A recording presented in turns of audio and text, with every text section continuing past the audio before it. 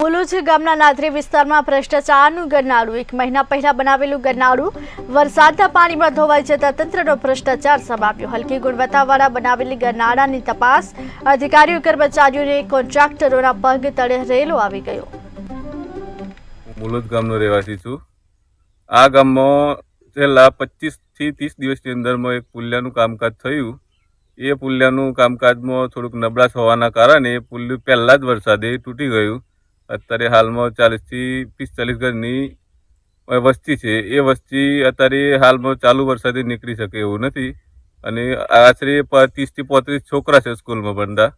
એ છોકરાઓને જવાની મુશ્કેલી ઊભી થાય છે। એટલે તાલુકામાં અને જિલ્લામાં સાહેબોને નમ્ર અપીલ કે આ જગ્યા પર તાત્કાલિક આ સમારકામ રિપેર થાય એવી થોડીક અમારી વિનંતી છે અને આ કામ જલ્દી પૂર્ણ કરો એવી અમે ઈચ્છા રાખીએ છીએ।